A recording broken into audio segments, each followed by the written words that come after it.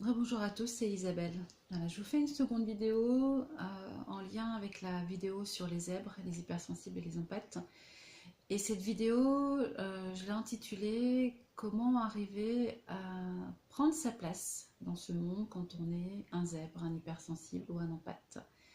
Alors, comme on disait tout à l'heure, les personnes qui se retrouvent dans cette catégorie de population sont des personnes avec une extrême sensibilité, une intelligence émotionnelle particulière et différente, qui fait qu'elles ont beaucoup de mal à pouvoir trouver leur place dans le monde, du fait simplement qu'elles ont du mal à pouvoir interagir et à pouvoir se sentir en sécurité et bien en relation avec les autres.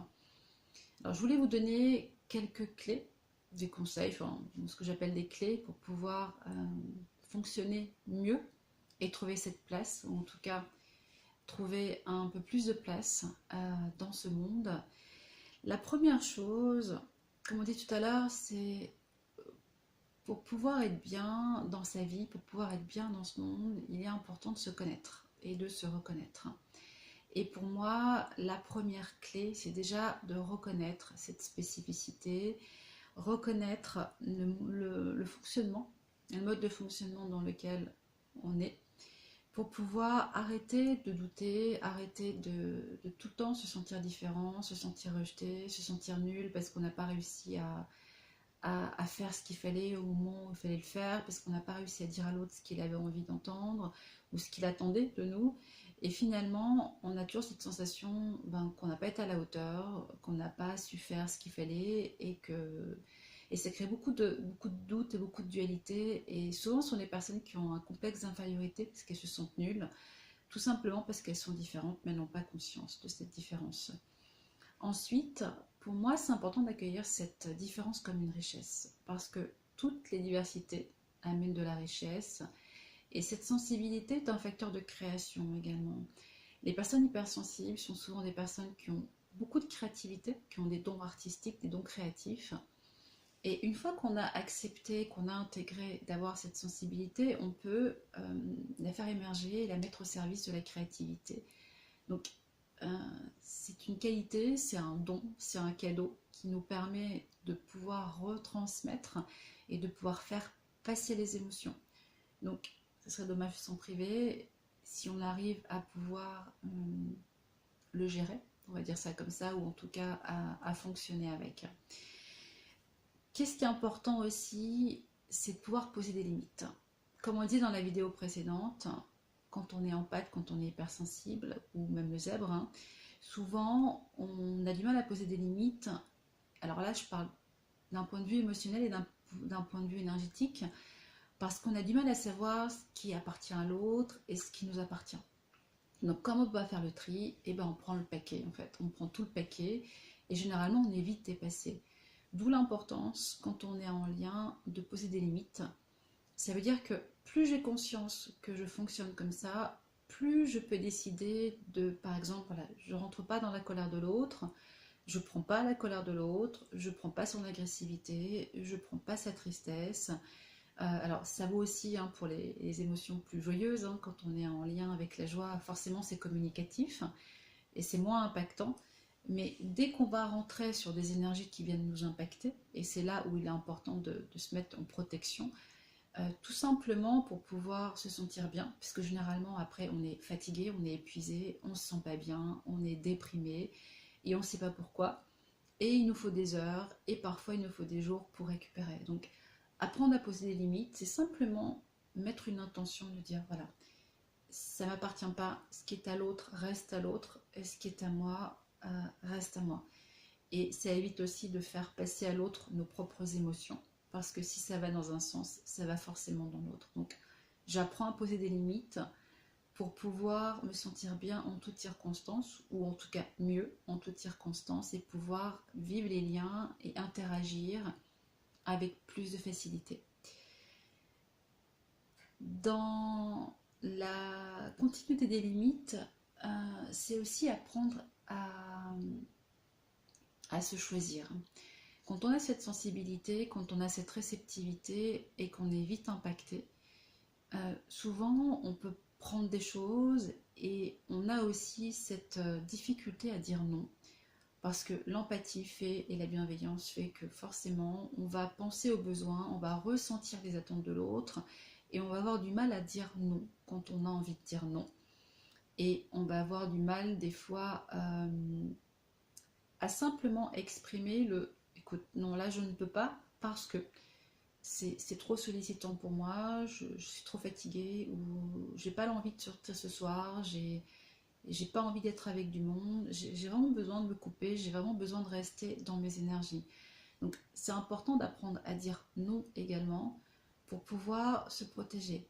Et plus vous allez dire non, plus vous allez renforcer cette estime, ce sentiment de confiance qui peut aussi manquer hein, quand on a cette sensibilité.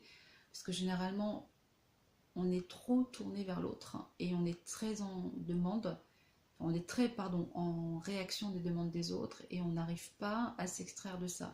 Donc plus vous allez apprendre à poser des limites et à dire non, quand vous n'avez pas envie, quand ça vous semble pas juste, plus vous allez pouvoir, enfin mieux vous allez vous sentir et plus vous allez pouvoir interagir avec les autres et retourner au contact dans un moment où vous allez vous sentir en capacité de le faire.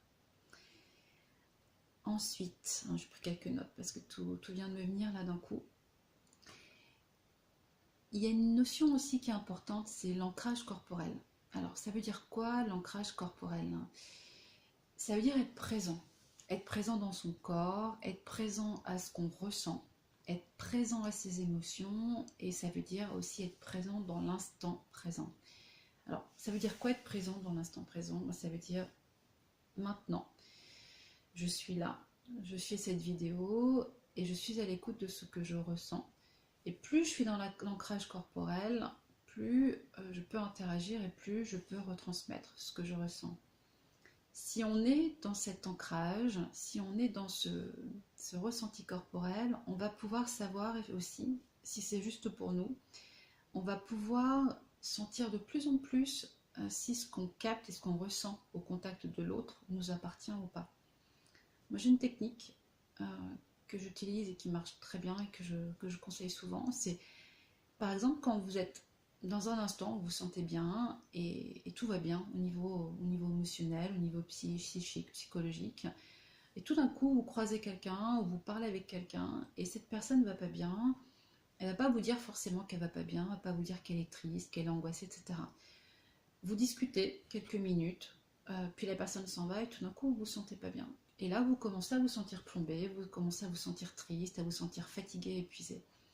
Vous avez pris au niveau des ressentis, comme on disait, les émotions de cette personne aussi. Et plus on est dans cet ancrage corporel, plus on est présent à soi, plus ça permet de poser cette limite de façon instinctive, et moins vous êtes en réception, et plus vous faites barrière avec ce que ressent l'autre.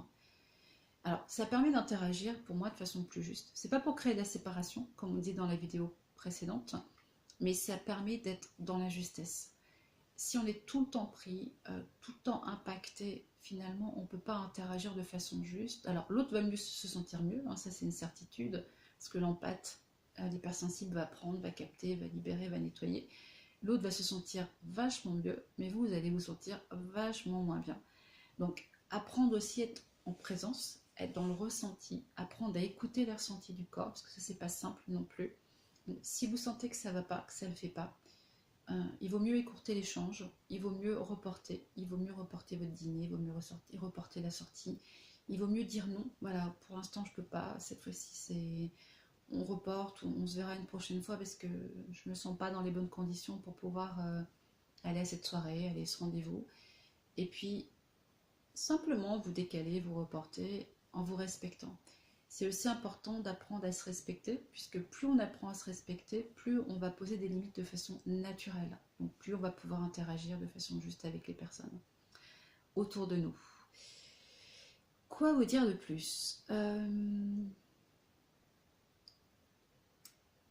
dernière chose qui pour moi est importante, c'est quand on est un hypersensible, un empathe, un zèbre, c'est qu'on n'est pas non plus fait du tout pour le système et on n'est pas fait pour la conformité.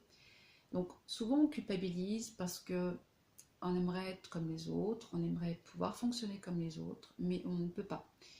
Et en même temps, c'est parfait parce qu'on n'est pas là pour fonctionner comme les autres et on est là pour changer ces systèmes ou pour en tout cas aider à amener une autre compréhension de ce qui n'est plus juste au niveau de ces croyances qui nous limitent, au niveau de ces conditionnements dont on a déjà parlé aussi, qui finalement nous entravent.